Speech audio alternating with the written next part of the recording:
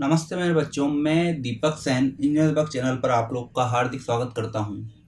और जैसा कि मैंने लास्ट क्लास में बताया था कि आज हम नई यूनिट स्टार्ट कर रहे हैं और वो जो नई यूनिट है आपकी है किरचॉफ लॉ और थ्योरम। क्या है मेरे बच्चों? किरचॉफ लॉ और थ्योरम बहुत महत्वपूर्ण है। अगर आपको किरचॉफ के नियम अगर आपको समझ में आए और कैसे अप्लाई करते हैं वो आपको आया, तो थ्योरम समझने में और थ्योरम सप्लाई करने में ज़्यादा दिक्कत आपको नहीं आएगी।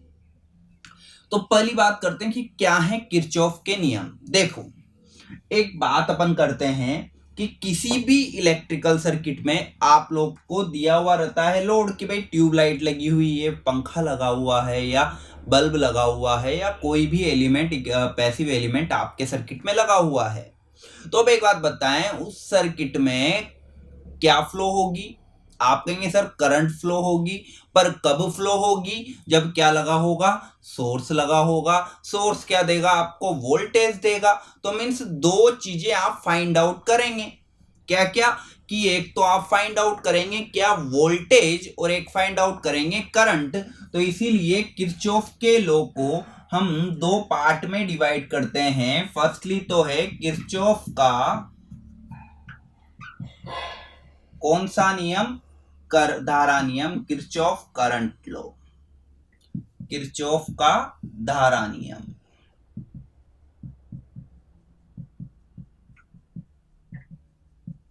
और दूसरा फाइंड आउट करना होता है हमें वोल्टेज, तो हम बोलेंगे किरचॉफ का करंट लॉ।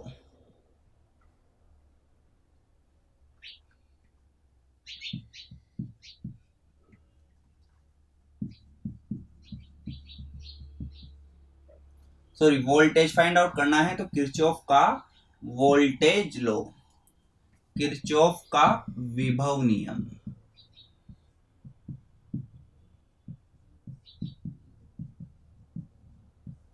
ठीक है, तो आज हम लोग क्या पढ़ेंगे? तो आज हम लोग बेटा इसका केवल बेसिक पढ़ेंगे कि भाई किरचॉफ करंट लॉ क्या होता है, किरचॉफ वोल्टेज लॉ क्या होता है, अप्लाई कैसे करना है वो हम लोग इसके आगे बात करेंगे। पर पहले ये तो पता हो कि किरचॉफ करंट लॉ होता क्या है, कैसे हम लोग इसको यूज करते हैं, और जब हम लोग इसका यूज सीखेंगे तब जाके हम लोग देखेंगे कि इसको किसी सर्किट में कैसे अप्लाई किया जाता है। तो फर्स्टली तो मैं बात कर रहा हूं किरचॉफ का करंट लॉ, और फिर उसके बाद हम लोग बात करेंगे किरचॉफ के वोल्टेज लॉ की। तो फर्स्टली आप हेडिंग डालें किरचॉफ का करंट लॉ। तो जब किरचॉफ के करंट लॉ की बात करें तो एक्चुअल में किरचॉफ का करंट लॉ है क्या? अगर हम लोग हेडिंग डालें किरचॉफ का करंट लॉ, तो किरचॉफ का धारा नियम है क्या? तो किरचॉफ का धारा नियम क्या बोलता है मेरे बच्चों कि किसी भी संधि बिंदु पर, संधि बिंदु मीन्स नोड। अब आप कहेंगे सर नोड किन्हें कहेंगे? कि नोड उन ब्रांचों के समूह को कहेंगे जहां पर कि दो से अधिक ब्रांच आकर मिल रही हो। अब आपकी बात है कि सर ब्रांच किन्हें कहेंगे? ब्रांच उन्हें कहा जाएगा जिनमें कोई भी इलेक्ट्रिकल एलिमेंट लगा हुआ हो, चाहे वोल्टेज सोर्स हो, चाहे करंट सोर्स हो, चाहे रेजिस्टेंस हो, चाहे कैपेसिटर हो। अगर कुछ भी नहीं लगा हुआ है तो उस ब्रांच को उस वाली आप कनेक्टेड लाइन को ब्रांच नहीं बोल सकते। कैसे समझते हैं?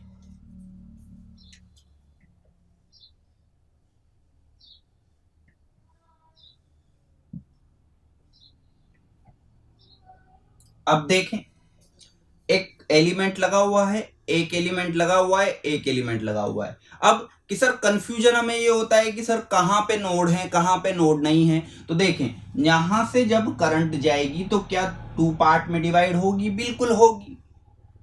तो यह एक क्या है? नोड है। यह एक क्या है? नोड है। परंतु यदि ये नहीं होता तो क्या करंट डिवाइड होती? नहीं होती। तो ये दोनों मिलाकर एक खुद ही एक ब्रांच है। मीन्स मैं इसको ऐसे भी बना सकता हूं, ये और ये एक ही तो बात है।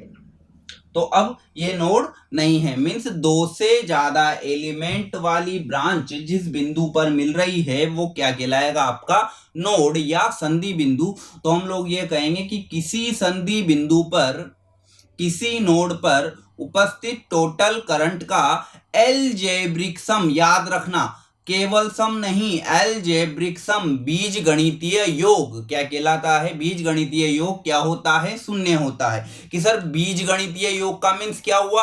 बीजगणितीय योग का मीन्स हुआ कि आप डायरेक्शन भी देखेंगे, किधर से करंट आ रही है और किधर को करंट जा रही है। तो सबसे पहले फर्स्टली किरचॉफ का धारा नियम क्या है कि किसी संधि बिंदु पर, जिसे हम लोग इंग्लिश में बोलते हैं नोड पर उपस्थित सभी करंट्स का एलजेब्रिक सम, बीजगणितीय योग क्या होता है मेरे बच्चों? शून्य होता है, 0 होता है।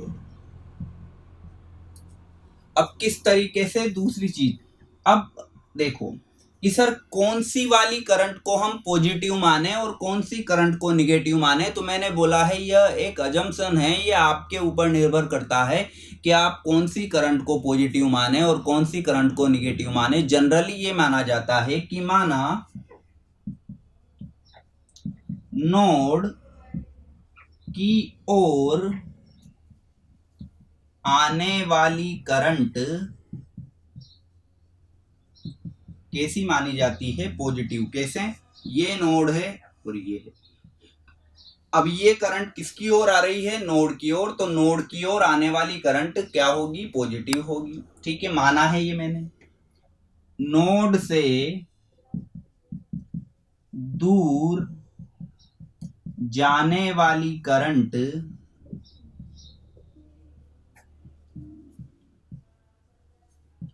हम लोग क्या मान लेते हैं? निगेटिव। मीन्स ये नोड और ये इससे क्या जा रही है? दूर जा रही है। तो ये करंट क्या मानी मैंने? निगेटिव। क्या मानी? निगेटिव। तो इस तरीके से आपको इसको देखना है। तो होगा क्या कि देखते हैं।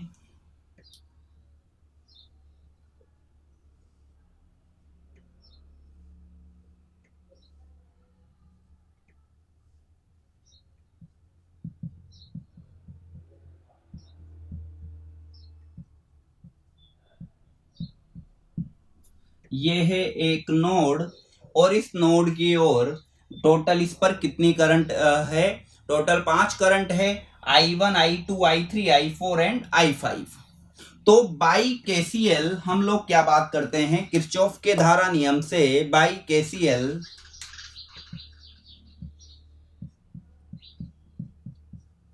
किरचॉफ का धारा नियम क्या कहता है? कि किरचॉफ का धारा नियम आपको यह बोलता है कि नोड पर उपस्थित सभी धाराओं का बीजगणितीय योग क्या होता है? शून्य होता है। तो बीजगणितीय योग का मीन्स क्या हुआ कि आपको डायरेक्शन सहित लगाना है। तो अब मेरी बात सुने, इस नोड की और कौन कौन सी करंट आ रही है? आप कहेंगे सर I1 आ रही है, तो I1 आपने लिखा, कहीं की प्लस की, क्योंकि नोड की ओर आने वाली को क्या मानना है? पॉजिटिव। I2 भी क्या हो रही है? नोड की ओर आ रही है, तो इसको भी मैंने लिखा I2 प्लस की। और I3 भी नोड की ओर आ रही है, तो प्लस I3। I4 नोड से दूर जा रही है, तो माइनस का I4। I5 भी नोड से दूर जा रही है, तो माइनस का I5 इज इक्वल टू क्या हो गया? 0। और यही आपका केसीएल है, यही आपका किरचॉफ का नियम है, यही आपका किरचॉफ का नियम है। तो इस तरीके से आपने किरचॉफ का नियम देखना है। अब होगा क्या? इधर देखें,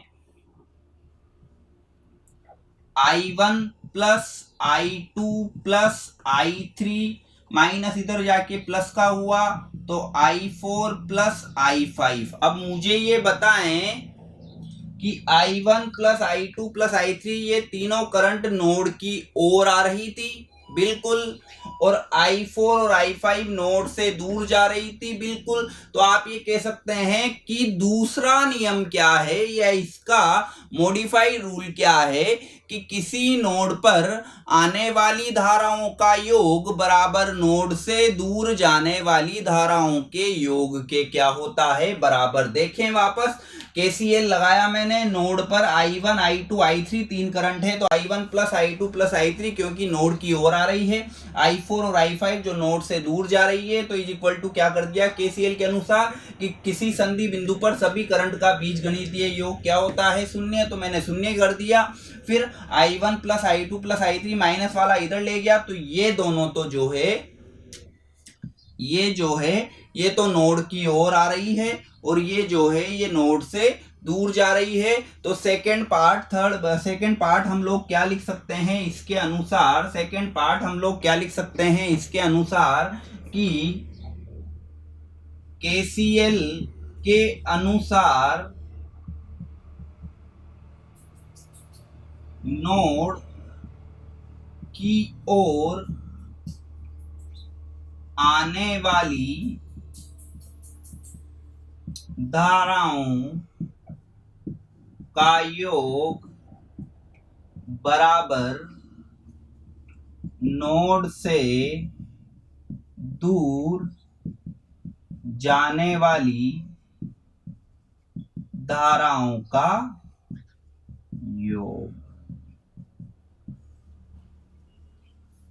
ये इसका सेकंड पार्ट है कि नोड की ओर आने वाली धाराओं का योग बराबर नोड से दूर जाने वाली धाराओं का योग। तो इस तरीके से आपको KCL को क्या करना है, यूज करना है। एक बार आप इसका स्क्रीनशॉट ले लें, ठीक है। तो थर्ड बात क्या है, अब मेरी बात सुने, थर्ड पॉइंट। देखो फर्स्ट पॉइंट तो हम लोगों ने देखा कि किसी नोड पर उपस्थित सभी करंट का algebraic sum is equal to 0। Second हम लोगों ने देखा कि किसी नोड पर total incoming current is equal to total outgoing current, मतलब आने वाली धाराओं का योग बराबर जाने वाली धाराओं का योग। थर्ड नियम क्या है, थर्ड क्या है कि ये बेस किस पर है, किस पर आधारित है। अब मेरी बात सुने, इधर से करंट आ रही है, मान लिया I1 plus I2 plus I3 और इधर जा रही है I4 plus I5।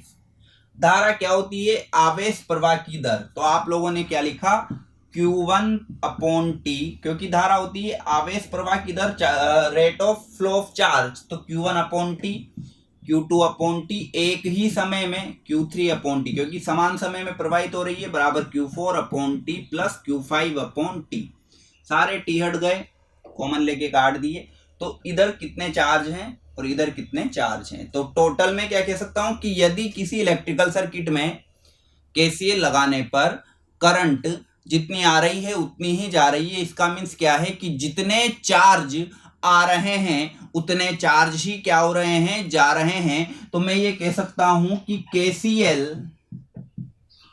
KCL law of charge या कंजर्वेशन ऑफ चार्ज, आवेश संरक्षण के नियम पर क्या है, आधारित है। तो KCL आवेश संरक्षण के सिद्धांत पर आधारित है। आवेश संरक्षण मतलब कंजर्वेशन ऑफ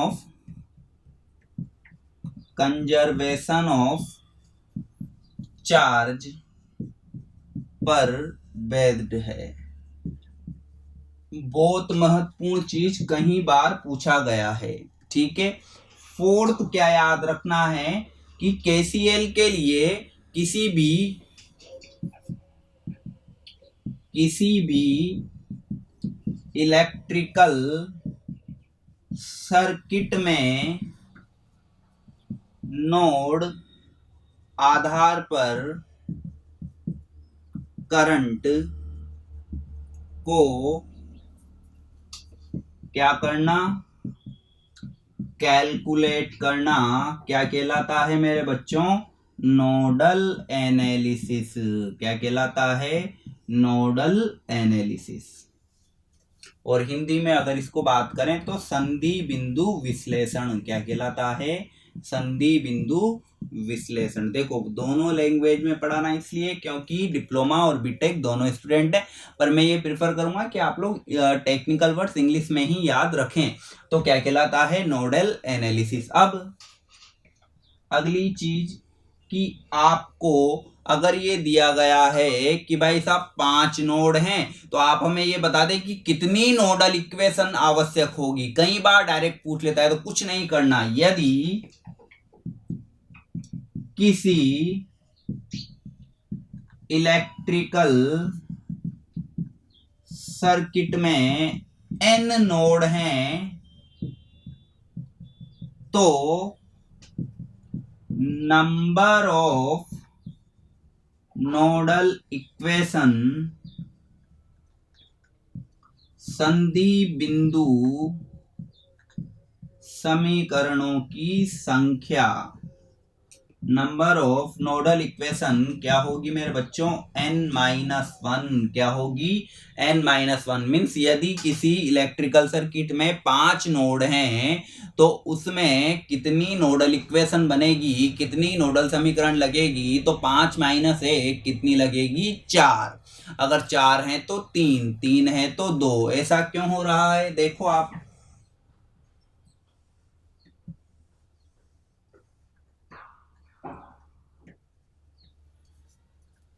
ये रहा। अब क्या ये नोड है, नहीं, क्योंकि करंट तो सेम जा रही है। क्या ये नोड है, नहीं, एक तो नोड ये है और एक नोड ये है।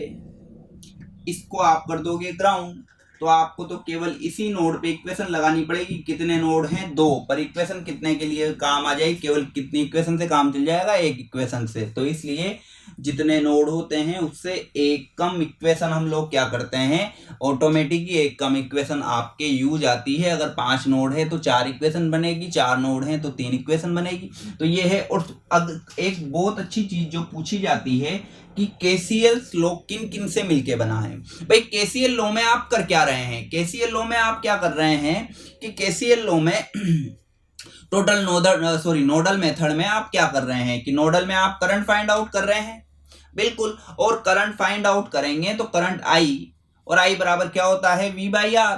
तो आपको तो ओम का नियम भी लगाना पड़ेगा। तो एक नोडल मेथड में 2 चीजों की जरूरत होती है। एक नोडल मेथड में एक तो क्या लगता है, केसीएल का नियम लगता है, साथ में क्या लगता है, ओम्स लॉ। क्या लगता है मेरे बच्चों, ओम्स लॉ। तो एक नोडल मेथड में 2 चीजें यूज की जाती है। एक तो किरचॉफ का करंट लॉ, आने वाली करंट बराबर जाने वाली करंट, पर करंट फाइंड आउट कब करेंगे, जब वोल्टेज और रेजिस्टेंस होगा। तो साथ में आपको क्या भी चाहिए होता है, ओम्स लॉ। तो एक nodal method is equal to क्या, एक नोडल मेथड के लिए 2 चीजें हैं, केसीएल प्लस ओम्स लॉ। क्या चाहिए होगा, केसीएल प्लस ओम्स लॉ। तो ये आपके केसीएल के बारे में कुछ बेसिक इंफॉर्मेशन थी। अब दूसरा और एक बहुत महत्वपूर्ण चीज क्या है कि चाहे किरचॉफ के नियम में डिपेंडेंट सोर्स हो चाहे इंडिपेंडेंट सोर्स हो, चाहे एक आपका लीनियर एलिमेंट हो चाहे नॉन लीनियर एलिमेंट हो, चाहे आपके इलेक्ट्रिकल एलिमेंट हो चाहे इलेक्ट्रॉनिक्स एलिमेंट हो, चाहे आपके यूनिडायरेक्शनल हो चाहे आपके बाई डायरेक्शनल हो, एक्टिव हो पैसिव हो, हर कंडीशन में क्या लगेगा, किरचॉफ के नियम लगेंगे। मैं केवल केसीएल की बात नहीं कर रहा, केवीएल की बात नहीं कर रहा, मैं ओवरऑल किरचॉफ लॉ की बात कर रहा हूं कि किसी भी इलेक्ट्रिकल सर्किट में हर एक अवस्था में किरचॉफ का नियम लग सकता है। और जब भी नियम प्रत्येक अवस्था में लग जाए, कोई दिक्कत ना हो, तो वो कहलाता है फंडामेंटल लॉ या यूनिवर्सल लॉ।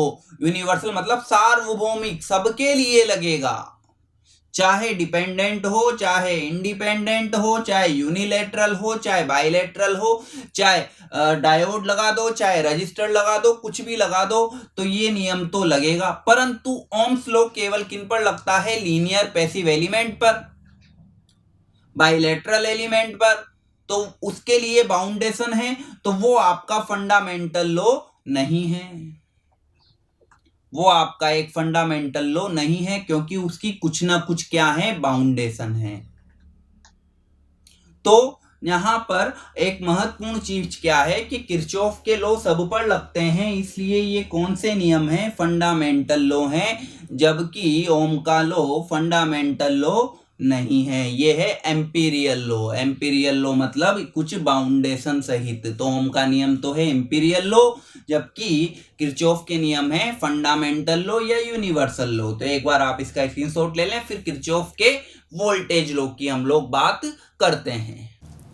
अब किरचॉफ के वोल्टेज लॉ की बात करेंगे तो सबसे पहली बात तो मेरे बच्चों एक महत्वपूर्ण चीज है कि किरचॉफ का लॉ अगर आपने लगाना है तो सर्किट होना चाहिए क्लोज। क्यों होना चाहिए क्लोज? क्योंकि अगर ओपन सर्किट होगा तो वहां पर किरचॉफ का लॉ, किरचॉफ का केवीएल लगेगा ही नहीं। क्यों नहीं लगेगा, बात करेंगे अभी अपन, है ना। तो सबसे पहले इसका स्टेटमेंट क्या है कि किसी क्लोज्ड सर्किट में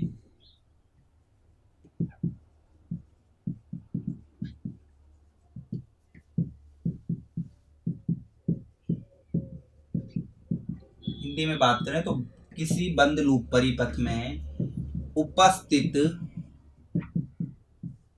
सभी ईएमएफ विद्युत वाहक बल, सभी ईएमएफ तथा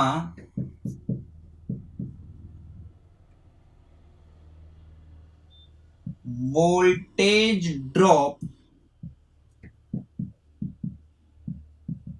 विभवांतर का बीजगणितीय योग शून्य होता है। अब कि सर वोल्टेज ड्रॉप कहाँ होगा, तो एक चीज और जोड़ सकते हैं कि प्रतिरोधकों के या रेजिस्टेंस के सिरों पर उपस्थित विभवांतर का, तो तथा रेजिस्टेंस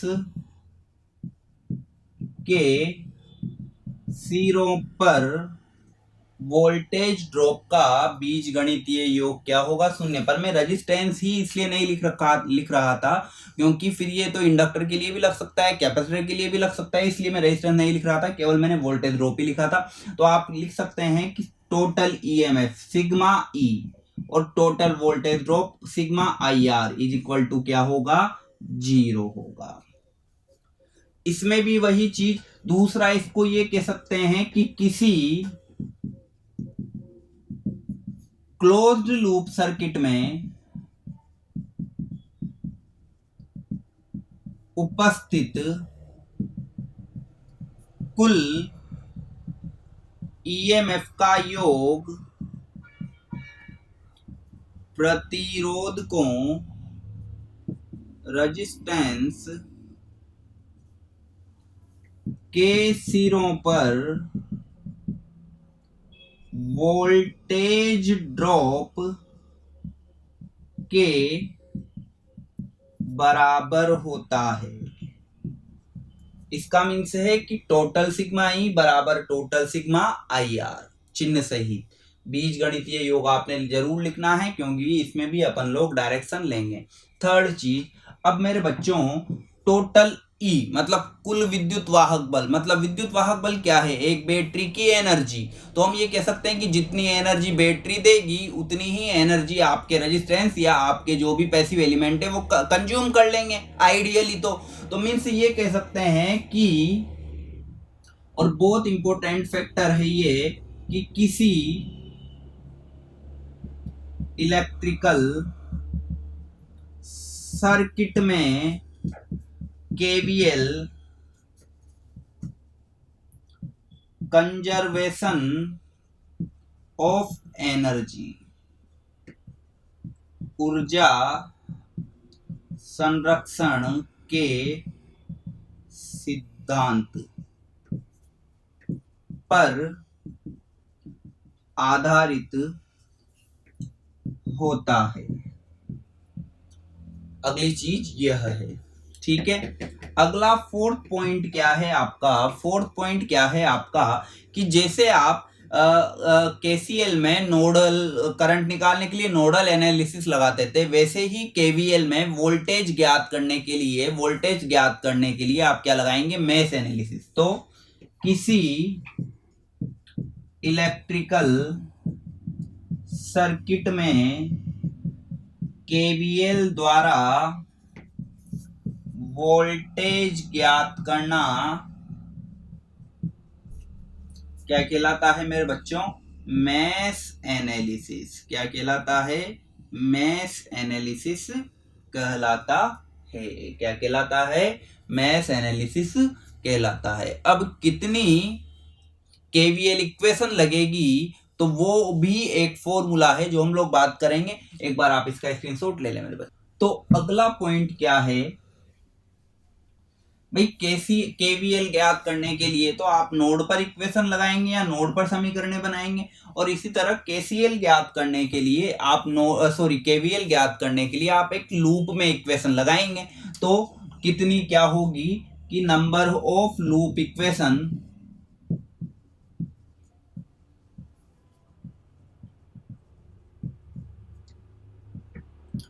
b-n+1 समझना, या b-n-1। देखो दोनों तरीके से आ सकता है। अगर ब्रैकेट लगाओगे तो माइनस कॉमन लिया तो n तो ये हो गया और प्लस का क्या हो गया, माइनस। अगर इस तरीके से लिखा हुआ हो तो ये इक्वेशन गलत है। ये भी ऑप्शन में देता है, तो अगर ब्रैकेट लगा हो तो ऐसे और बिना ब्रैकेट के हो तो ऐसे, जहां b तो क्या है, नंबर ऑफ ब्रांचेस, और n क्या है, नंबर ऑफ नोड। तो मीन्स अगर 12 ब्रांच हैं, 5 नोड हैं, तो कितना होगा कि 12 माइनस 5 प्लस 1 तो 13 माइनस 5, 8 इक्वेशनें लगेगी। कितनी इक्वेशनें लगेगी, 8 इक्वेशनें लगेगी। तो ये है आपका किरचॉफ का लॉ। अब कुछ महत्वपूर्ण तथ्य क्या हैं, facts related to Kirchhoff law. दोनों के लिए बात कर रहा हूं। किरचॉफ लॉ मतलब केवीएल एंड केसीएल दोनों से रिलेटेड फैक्ट क्या है। फैक्ट क्या है मेरे बच्चों, सबसे पहला चीज तो क्या है, Kirchhoff law linear non linear, unilateral bilateral, dependent independent,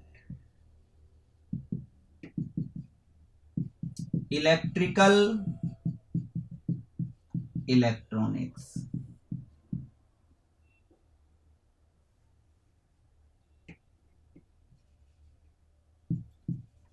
semiconductors, ये लिख सकते हैं सेमीकंडक्टर, सभी पर किरचॉफ लॉ अप्लाई होता है, मतलब कोई बाउंडेशन नहीं है। और अगर ये सभी पर अप्लाई होता है तो इसलिए किरचॉफ लॉ एक कौन सा लॉ है, फंडामेंटल या यूनिवर्सल लॉ है।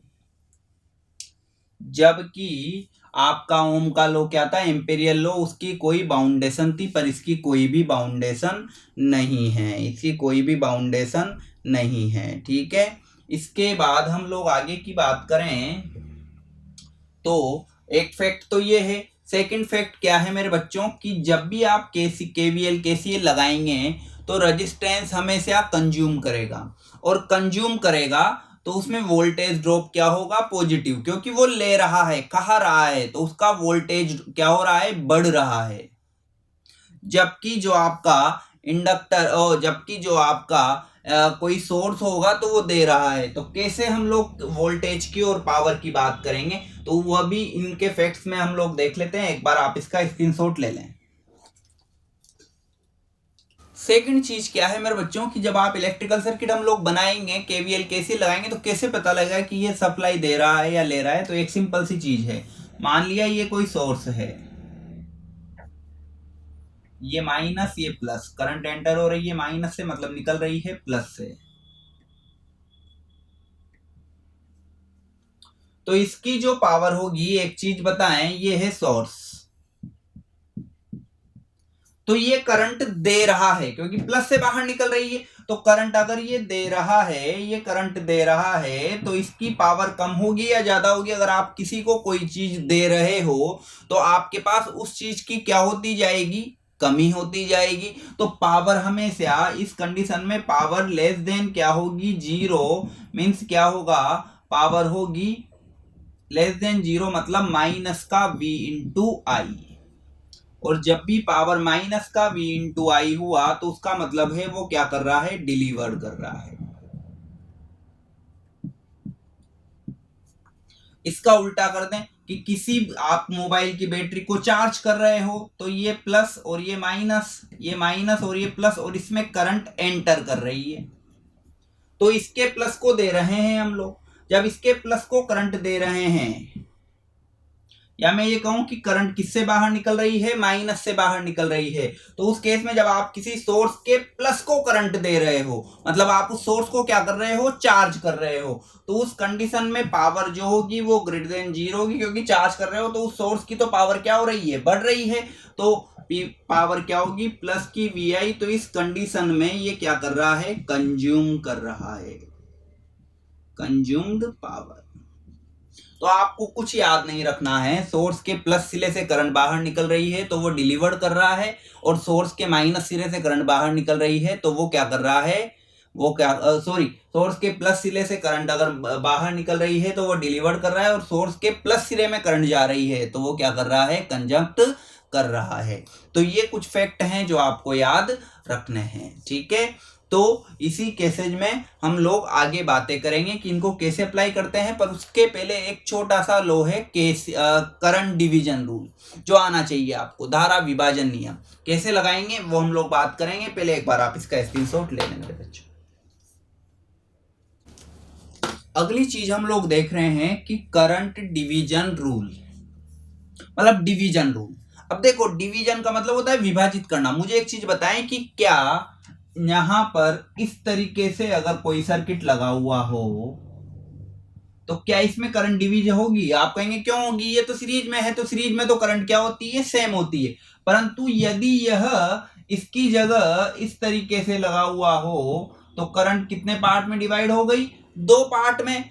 तो मेरा मीन्स ये है कि डिवीजन रूल, सबसे पहले तो डिवीजन रूल हमेशा जब एलिमेंट होंगे तो केवल 2 एलिमेंट के लिए लगेगा। फटाफट निकालने के लिए, शॉर्ट फॉर्म है, फटाफट निकालने के लिए तो केवल 2 एलिमेंट के लिए लगेगा। चाहे वो 2 इंडक्टर हो, कैपेसिटर हो या रजिस्टर हो। तो क्या होगा कि यदि मुझे करंट दी हुई है आई, ये क्या हुई है? दी हुई है, मतलब ये गिवन है, और अपन को फाइंड आउट करना है I1 और I2। क्या करना है? फाइंड। और रेजिस्टेंस R1 R2 दिए हुए हैं, तो कुछ नहीं करना, आपने निकालना है I1 तो बराबर टोटल करंट, कुल धारा। तो मैं पहले इसका एक शॉर्ट फॉर्म बता देता हूं। जिस प्रतिरोध रेजिस्टेंस में करंट ज्ञात करनी है बराबर टोटल करंट, कुल धारा, इनटू उस रेजिस्टेंस के सामने वाला प्रतिरोध बटे दोनों प्रतिरोधों का योग। अब ये क्या कैसे अप्लाई करें साहब? समझो, सुनो और देखो। जिस प्रतिरोध में करंट निकालनी है, मान लिया R1 में निकालनी है, तो वो करंट मुझे निकालनी है I1 बराबर टोटल करंट। टोटल करंट कितनी जा रही है मेरे बच्चों? I। निकालनी किसमें है, R1 में। तो उस रेजिस्टेंस के सामने वाला प्रतिरोध, R1 के सामने वाला प्रतिरोध क्या है, R2 डिवाइडेड बाय दोनों प्रतिरोधों का योग R1 प्लस R2। बहुत बढ़िया, तो ये हो गया करंट डिवीजन रूल का फॉर्मूला। इसी तरीके से यदि मुझे I2 निकालनी है, तो देखो वापस टोटल करंट क्या है, I निकालनी किसमें है, R2 में। तो इसके सामने वाला प्रतिरोध क्या है, R1 divided by R1 plus R2 divided by R1 plus R2। तो इस तरीके से ये तो हम लोगों ने बात की किसके लिए, रेजिस्टेंस के लिए। सेम ये का यही किसके लिए भी होगा, इंडक्टर के लिए। तो इंडक्टर के लिए अगर I1 निकालना है, इंडक्टर के लिए यदि I1 निकालना है, तो वापस वो का भाई I1 बराबर टोटल करंट कितनी है, I निकालनी किसमें है, L1 में। तो उसके सामने वाला L2 divided by L1 plus L2। इसी तरीके से I निकालनी है L2 में, तो सामने वाला L1 upon L1 plus L2। अब बात आ जाती है मेरे बच्चों किसकी, कैपेसिटर की। तो मैंने बोला है कैपेसिटर जो है रजिस्टर और इंडक्टर से क्या चलता है, उल्टा। तो उल्टा कर दो। क्या करना है कि अब इसके लिए कुछ नहीं, सिंपल सी एक चीज है, मैंने आपको क्या बोला है, उल्टा चलता है।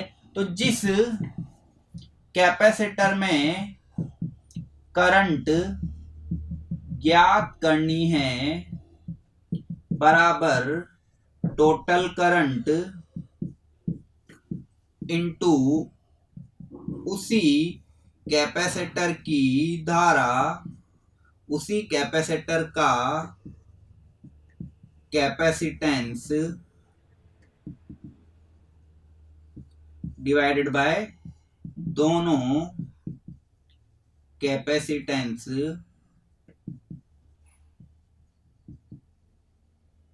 का योग। अब कि क्या हुआ, देखो वापस जिस कैपेसिटेंस, मान लिया C1 में निकालनी है, तो मुझे निकालनी है I1 बराबर टोटल करंट कितनी जा रही है, आप कहेंगे सर I।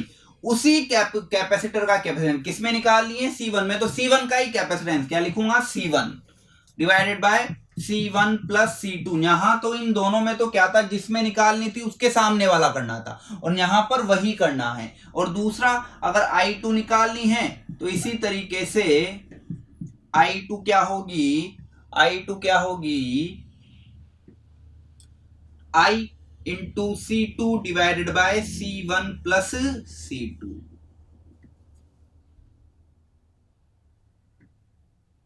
ठीक है, तो वापस समझे, अगर रजिस्टर में है तो R1 में निकालनी है, तो R1 के सामने वाला R2। तो टोटल कर I1 निकालनी है, तो I1 टोटल करंट है I R1 के सामने वाला R2 बाई दोनों का योग। अगर R2 में निकालनी है तो यहाँ R1 by R1 plus R2। इसी तरीके से इंडक्टर और रजिस्टर में तो सेम रहेगा, कैपेसिटर में क्या हो जाएगा, चेंज हो जाएगा। तो ये आपने याद रखना है। तो ये तो केवल किसके लिए बात की मैंने, करंट के लिए। इसी तरीके से हम लोग किसके लिए बात करेंगे, वोल्टेज के लिए। तो एक बार आप इसका स्क्रीनशॉट ले लें मेरे बच्चों। अब जब हम लोग बात करें कि सर वोल्टेज में भी तो डिवीजन होगा, बिल्कुल होगा, पर मुझे एक चीज बताएं, क्या पैरेलल में डिवीजन होगा। देखते हैं कि भाई ये पैरेलल में दो रेजिस्टेंस हैं और ये बैटरी मैंने लगा दिया। तो आप कहेंगे सर मजा आ गया, क्योंकि यहाँ तो कुछ करना ही नहीं है, पैरेलल में वोल्टेज बराबर होता है, तो इन सबका तो वोल्टेज क्या हो गया, बराबर हो गया। तो इसलिए पैरेलल में तो वोल्टेज बराबर रहता है, तो डिवाइड किस में होगा, सीरीज में। और सीरीज में डिवाइड होगा तो हमें से इसके लिए वापस दो एलिमेंट सीरीज में, दो रेजिस्टेंस लगा दिए R1 R2, और कुल सप्लाई वोल्टेज क्या दे दिया, V। ये R1 सॉरी, ये R1 और ये R2, इसका वोल्टेज क्या है, V1, और इसका वोल्टेज क्या है, V2। तो वापस मुझे V1 निकालना है और V दिया हुआ है, तो V तो क्या है, ये गिवन, और V1 और V2 आपको क्या करने हैं, फाइंड आउट। तो कुछ नहीं करना, उसका उल्टा कर दो। क्या था, जिस R में वोल्टेज ज्ञात करना है बराबर टोटल वोल्टेज इनटू उसी वही रेजिस्टेंस जिसमें उसी रेजिस्टेंस का मान डिवाइडेड बाय दोनों रेजिस्टेंस का योग। बिल्कुल, करंट डिवीजन याद रखो, वोल्टेज उसका उल्टा कर दो। तो मुझे निकालना है R1 में, तो मैंने लिखा V1। कुल वोल्टेज क्या है? V। निकालना किसमें है? R1 में, तो वही रेजिस्टेंस लिखना है, तो VR1 upon R1 plus R2। बिल्कुल खत्म हो गया। करंट में तो क्या आता था? सामने वाला रजिस्टर में, और इसमें क्या होगा? इसका सामने वाला नहीं, जिसमें निकालना है वही। इसी तरीके से V2 VR2 बटे R1 प्लस R2। खत्म बात। तो केवल करंट डिवीजन याद रखो, वोल्टेज डिवीजन उसका क्या होता है? उल्टा, और वो भी केवल रजिस्टर में याद रखो। तो रजिस्टर इंडक्टर में तो सेम होगा और कैपेसिटर में उल्टा हो जाएगा। इसी तरीके से इंडक्टर में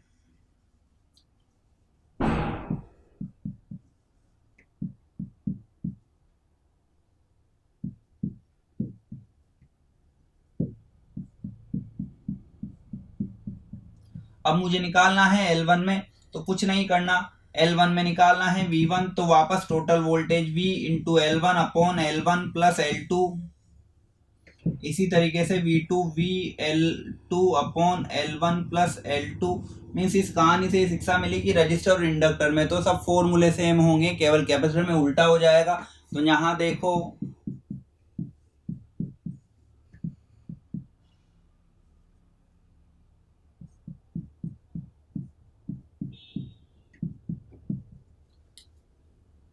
तो इसमें उल्टा होगा, और बिल्कुल होगा। क्यों? क्योंकि ये तो है ही उल्टा। इसमें जब सीरीज पैरेलल के फॉर्मूले उल्टे लगते हैं तो ये भी उल्टे लगेंगे। तो क्या होगा? समझे, सुने और देखें। जिस कैपेसिटर में वोल्टेज ज्ञात करना है बराबर टोटल वोल्टेज इनटू उसके सामने वाला कैपेसिटेंस बटे दोनों कैपेसिटेंस का योग। अब उसके सामने वाला आ गया, तो कुछ करना ही नहीं है। इधर देख लें, मुझे निकालना है V1, तो टोटल तो V C1 है, तो उसके पास वाला, सामने वाला नहीं, उसके पास वाला। तो C1 के पास वाला कौन है? C2 divided by C1 plus C2।